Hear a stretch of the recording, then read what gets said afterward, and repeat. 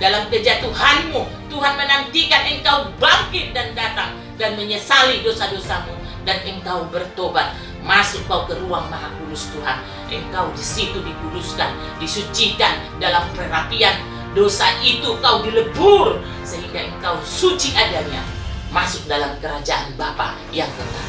Karena apa? Lihatlah, kalau kau tidak percaya, banyak negara, banyak bangsa akan bangkrut, banyak bangsa akan hancur.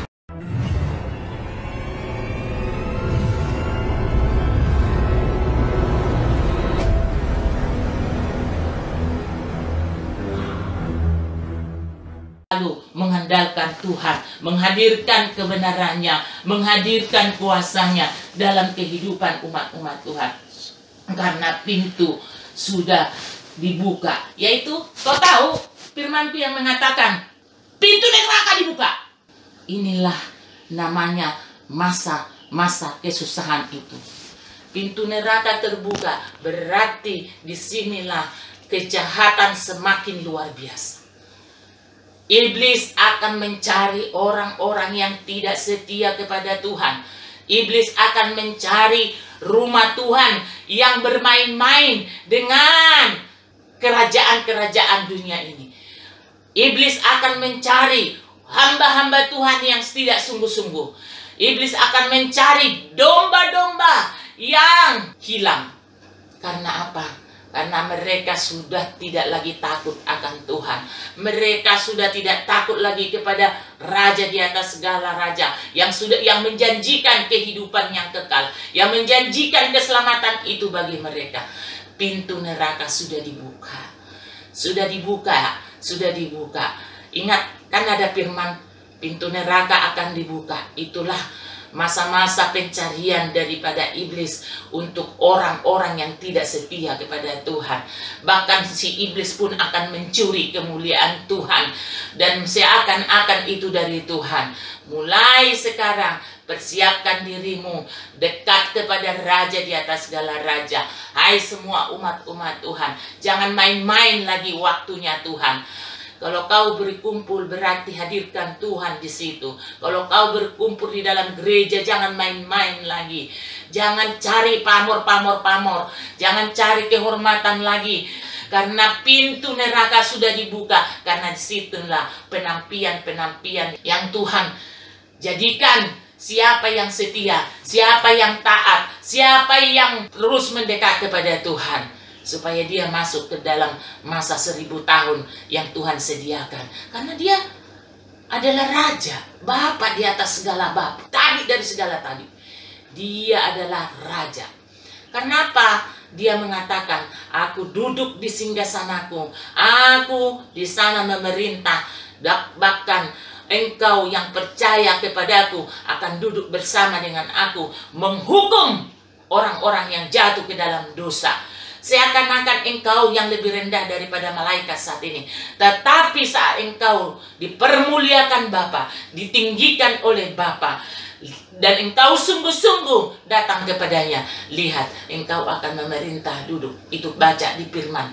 Firmanku mengatakan, engkau akan duduk bersama-sama menghukum si iblis atau orang-orang yang jatuh di dalam dosa, yang tidak mau mendengarkan firman Tuhan. Karena apa? Semua sekarang merasakan kesusahan itu, sehingga orang jatuh ke dalam dosa.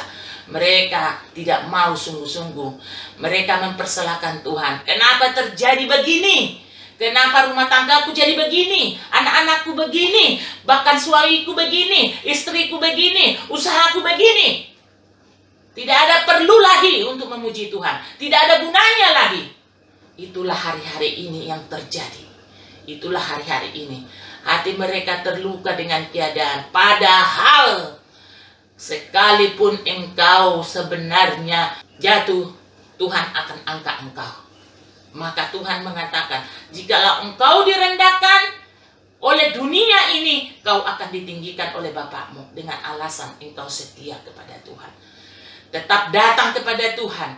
Dalam kejatuhanmu, Tuhan menantikan engkau bangkit dan datang dan menyesali dosa-dosamu, dan engkau bertobat, masuk kau ke ruang Maha Kudus Tuhan. Engkau di situ dikuduskan, disucikan dalam perapian dosa itu, kau dilebur sehingga engkau suci adanya, masuk dalam kerajaan Bapa yang kekal. Karena apa? Lihatlah, banyak negara, banyak bangsa akan bangkrut, banyak bangsa akan hancur dengan perbuatannya mereka sendiri. Ingat nggak yang saya katakan? Mereka akan terjebak apa yang mereka lakukan. Inilah awalnya. Bahkan apa yang diciptakan mereka, itulah yang akan menghancurkan mereka. Baik raksasa yang dibuat mereka, itulah. Jangan kau terikat dengan alat komunikasi sekarang. Jangan. Percaya. Nanti semua itu akan hancur. Itu orang buat segala sesuatunya pakai alat-alat komunikasi sekarang. Kemanapun pakai itu. Pembayaran juga pakai itu. Chip itu dipergunakan mereka menjadi sesuatu alat yang tunggal. Tetapi saat Tuhan patahkan, saat Tuhan hancurkan alat itu, perbankan mana bisa melakukan sesuatu pekerjaan lagi, karena mereka sudah tergantung kepada dunia itu. Dunia yang membuat mereka merasa nyaman. Tidak perlu lagi yang kita kerjakan dengan kekuatan kita. Tidak perlu lagi dikerjakan dengan tangan yang Tuhan beri. Tidak perlu lagi dikerjakan dengan pikiran yang Tuhan beri. Tidak perlu lagi dikerjakan dengan mata yang melihat, telinga yang melihat. Karena apa? Kan tidak ada kelihatan, semua di awam, di awan semuanya. Tapi terjadi sesuatu transaksi. Ingatlah firman-Ku yang mengatakan di Wahyu, mereka tidak bisa membeli. Ada yang menjual tapi tidak bisa membeli. Itu akan tergenapi semua. Sedinar secukap itu semuanya. Semua akan terjadi itu di Wahyu. Orang yang suam-suam kuku, semua gereja yang suam-suam kuku. Ingatlah berapa itu jemaat yang sebagai contoh dibuat oleh raja. Begitulah gereja Tuhan. Cobalah pikirkan, kenapa Tuhan buat itu waktu si Yohanes meminta diasingkan kepada di Patmos untuk menerima firman itu. Dulu kan belum terjadi. Tapi firman itu maju ke depan, tidak mundur, tapi dia maju ke depan firman itu, dan itu akan digenapi. Saat nanti Tuhan datang, bagaimana dengan firman itu? Itulah kerahasiaan ilahi. Apakah cuma di Wahyu nanti atau ada penambahan firman lagi? Itulah kerahasiaan Allah yang membuat dunia ini. Engkau tidak perlu bertanya, karena dia datang bukan lagi memberikan kasih karunia, tetapi memberikan hukuman bagi orang-orang yang tidak setia. Karena selama ini kasih karunia, baik melalui kematian di Golgota, baik keselamatan yang diberikan, baik hidup, baik mahkota sudah diberikan, tetapi disia-siakan. Tetapi kalau kau sungguh-sungguh, engkau masuk ke dalam kerajaan 1000 tahun yang Tuhan akan perlihatkan kepada umat-umat Tuhan, maka percayalah bahwa firman itu bukanlah tulisan manusia, bukan dibuat oleh manusia, tetapi ilahi, Kristus sendiri, pribadi daripada Roh Kudus itu sendiri, pribadi dari Bapa itu sendiri. Maka jangan macam-macam dengan firman itu. Karena kalau kau baca dari Kejadian sampai Wahyu, itu ada korelasinya, ada sesuatu yang menyambungkan semua itu. Bagaimana kehadiran daripada Roh Allah sendiri bagi manusia di dunia ini. Bagaimana kejadian waktu permulaan penciptaan itu, sampai manusia dipilih dan manusia menolak, sehingga semualah orang di dunia ini menerima Kristus. Yang bagi menerima, bagi yang menolak, yang tidak percaya masih banyak. Bagaimana umat-umat Tuhan, orang Kedar, itu bukan urusanmu. Ada saatnya mereka nanti menerima Kristus. Ada saatnya nanti golongan-golongan orang Kedar itu menyadari betul kehadiran Isa Al-Masih itu, kehadiran daripada Yesus itu yang sebagai penyelamat, yang sebagai jalan yang mereka nanti-nantikan. Dan itu adalah kedatangan Yesus kedua kalinya. Makanya bertobat umat-umatku. Jangan lagi kau, oh enggak lah, 2000 tahun yang lalu begitu juga. Tidak, ini adalah sudah dimulai permulaan penderitaan itu. Iblis sudah yang tadinya iblis masih dirantai loh, masih dikurung, dipenjarakan. Sekarang sudah waktunya. Kalau Tuhan tidak buka si iblis itu, siapa yang masuk ke dalam kerajaan 1000 tahun itu? Siapa yang sudah diperhitungkan Tuhan, hanya 1/4 dari bumi ini, umat manusia ini yang hidup masuk dalam kerajaan 1000 tahun itu. Disitulah permulaan manusia yang sesungguhnya, yang sungguh hidup bersama dengan Tuhan. Bahkan disitulah orang berbisnis dengan cara Tuhan. Disitulah umat manusia melakukan dengan cara kerajaan Allah yang hadir di tengah-tengah kehidupan mereka. Sungguh damai, sungguh luar biasa. Tapi inilah masa kesusahan itu sudah dimulai. Kalau sampai dunia ini hancur atau mengalami sesuatu resesi ini, bagaimana? Kan bisa saling membunuh kan? Karena lapar. Contoh deh, orang-orang Indonesia tinggal di luar negeri, padahal di sana penduduk yang menetap di sana kelaparan. Bisa mereka hajar. Makanya jangan engkau memilih di tempat yang nyaman menurut dunia. Itu kan menurut dunia. Pilihlah tempatmu yang nyaman, yaitu bernaung dalam Tuhan. Hanya itu saja. Kalau di dalam Tuhan engkau nyaman, engkau tenang. Kalau di luar daripada Tuhan, mungkin dunia akan memberikan kau ketenangan, tapi itu akan bergejolak.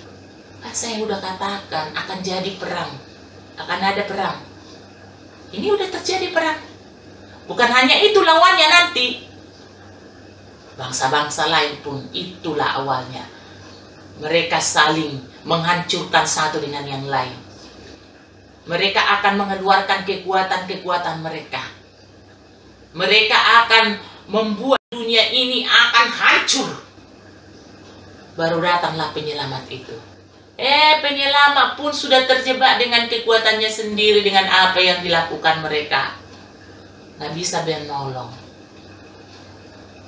Mereka mengira bahwa mereka bisa menolong semua bangsa itu. Mereka juga kolab. Globalis inilah nanti yang datang sebagai penolong. Tapi mereka terjebak dengan perbuatannya mereka sendiri. Karena apa? Mereka bukan Tuhan. Mereka anti-Kris yang ingin menunjukkan identitas diri mereka, bahwa mereka bisa sanggup menyelamatkan dunia ini dari kebangkrutan. Padahal mereka tidak mau mampu. Bahkan jaga nanti perusahaan-perusahaan raksasa pun akan tumbang semua. Yang merasakan dirinya hebat. Itulah kesudahan zaman itu. Dulu pernah gak kayak gitu, tapi kau akan melihat terjadi itu. Perusahaan-perusahaan raksasa menurut dunia ini. Perusahaan-perusahaan yang hebat, yang merasa nyaman mereka saat ini. Hanya kami yang mampu menyelamatkan dunia ini. Tidak. Hanya Dia yang menciptakan langit dan bumi. Yang pada mulanya Dia yang ada di bumi ini, yaitu Raja di atas segala raja, Kristus Yesus. Dia yang mampu memulihkan dunia ini. Dia yang mampu memulihkan bangsa-bangsa. Dia yang mampu memulihkan pribadi-pribadi umat Tuhan. Dia yang mampu memulihkan saleh-salehnya Tuhan. Gak ada yang lain. Makanya teruslah mendekat kepada Tuhan. Nanti saya akan buka rahasia besar lagi. Roh Kudus akan buka sesuatu yang belum kau pahami. Sesuatu yang belum kau lihat. Semua akan dibuka dengan caranya Tuhan. Kegenapan dari firman Allah itu sendiri akan terbuka semua. Si iblis, si setan yang dipenjarakan oleh Tuhan, yang dirantai Tuhan hari ini, terbuka mereka. Supaya apa? Kembali saya katakan, nanti inilah saatnya. umat-umat Tuhan. Sungguh-sungguh dalam Tuhan engkau tidak jatuh dalam doa. Berpegang kepada Tuhan, engkau akan selamat. Bagaimana dengan keluargaku, pribadi-pribadi? Kau hanya berdoa buat dia. Engkau tidak berhak untuk menentukan dia, untuk ke Tuhan atau untuk ke iblis. Maka selamatkan keluargamu. Hadirkan Tuhan di dalam keluargamu, di rumahmu, supaya seisi rumahmu terselamatkan. Seisi rumahmu masuk ke dalam kerajaan 1000 tahun itu. Masuk di dalam, terdaftar di dalam buku kehidupan raja itu. Kenapa? Sudah ada sebenarnya tuh. Sampai engkau dipanggil Tuhan kelak nanti, apakah itu engkau masuk dalam kerajaannya? Atau kau sampai kau masuk ke dalam kerajaan 1000 tahun yang dimana masa damai itu? Atau memang kau hanya di sini aja? Karena engkau sudah mengerjakan bagian yang ditentukan Allah. Ini Tuhan lagi melihat segala sesuatunya. Tuhan lagi mengamat-amati orang-orang umat pilihan Tuhan. Setia enggak, taat enggak, bersekutu enggak, baca firman Tuhan enggak, melakukan kehendak Tuhan enggak. Beribu-ribu malaikat Tuhan lagi mencatat itu semua. Siapa? Itulah yang aku katakan kepadamu waktu aku berbicara kepadamu, bahwa ada nanti di dalam perang itu ke benua Eropa, benua Asia, bahkan di Indonesia. Saya sudah kirim para malaikat-malaikat, laskar-laskar Kristus yang seakan-akan mereka manusia, padahal itu adalah malaikat Allah sendiri berperang. Itulah kebesaran daripada Raja. Itulah kebesaran daripada Kristus. Alatmu itu tidak ada gunanya. Nukirmu itu tidak ada gunanya. Kalau Tuhan bilang, Tuhan kuasanya stop, nggak bermanfaat itu. Tapi inilah pemusnahan manusia itu lewat penyakit. Pemusnahan manusia itu dengan lewat identitas yang dibuat sekarang ini. Disuntikkan segala sesuatu, dilakukan dengan segala sesuatu. Manusia sudah terkontaminasi, sudah dikotori tubuh mereka dengan hal-hal yang tidak berguna. Itu awal mulanya. Jadi manusia itu gampang mengalami sakit penyakit. Ya kalau sudah tubuhnya sudah ada kotoran, ya udah gampang untuk masuk ke dalam kematian maut itu. Memang itu awalnya. Dulu penyakit AIDS. Dulu penyakit-penyakit yang lain. Berapa banyak penduduk dunia ini yang sudah mati. Lihat yang tahun 2020. Berapa banyak umat-umat Tuhan. Bahkan juga dunia ini banyak yang meninggal. Jangan katakan kalau udah waktunya Tuhan, ya berarti itulah. Betul. Tapi ingat, ada itu yang dibuat oleh manusia itu sendiri, dia mati. Bukan berarti bunuh diri, tidak. Yang seharusnya umurnya dia belum sampai ke situ. Bukan hanya berhenti di situ saja, tetapi karena ulah manusia itu. Itulah penyakit yang dibuat oleh dunia ini. Yang penting kami mau menunjukkan kehadiran kami, identitas kami, bahwa kami penyelamat umat manusia ini. Nggak apa-apa, ini penyelamat kami. Kami berikan solusi. Kami berikan bahwa kau terlindungi. Tidak. Tapi ini adalah zamannya orang terjaring oleh, atau identitas mereka diambil oleh mereka, supaya mereka gampang mengontrol dunia ini dengan kekuatannya. Karena ingin menyamakan diri mereka dengan Tuhan. Karena Tuhan kan tahu seluk-beluk seluruh ciptaannya. Apa yang kau kerjakan, apa yang kau perbuat, apa yang akan terjadi padamu, sangat tahu. Karena dia adalah skenario hidup manusia yang percaya kepadanya. Jangan tinggalkan persekutuanmu bersama dengan Tuhan. Dengan itu ada banyak hal, ada banyak yang akan disampaikan kepada orang-orang pilihan Tuhan. Bagaimana dengan banyak orang sekarang begini Tuhan, nubuatan begini, informasi begini-begini. Ada yang benar itu, ada yang mereka ingin populer. Ditambah-tambahkan. Karena Tuhan juga mengatakan begini, satu kuota pun tidak boleh kurang dari firman-Ku. Harus berlandaskan firman Allah. Harus berdasarkan kebenaran yang tercatat, yang tertulis, yang sudah diilhamkan oleh Bapa, yaitu firman itu sendiri. Maka ada dorongan Roh Kudus yang berbicara. Pasti kau bilang, ya tapi kan banyak juga yang dikonfirmasi tapi belum terjadi. Kau akan melihat segala sesuatunya akan terjadi. Tidak mungkin Tuhan berfirman kalau tidak dia jadikan apa yang difirmankannya itu. Pasti inilah ketekunan dan kesabaranmu beriman kepada Dia. Ingatlah itu si Abraham. Berapa lama Tuhan berjanji kepada dia, bahkan dia seperti mengeledek Tuhan si Sarah. Nah mungkinlah Tuhan, saya kan sudah mati. Hai, bayangkan dari mereka berumah tangga, dari mereka masih muda sampai 100 tahun lebih, Sarah baru melahirkan. Tapi umat sekarang kan kalau sudah difirmankan hari ini terjadi. Diproses nggak imannya si Abraham? Proses. Diproses nggak imannya Sarah? Diproses. Tekun nggak si Abraham? Tekun. Sabar nggak sabar?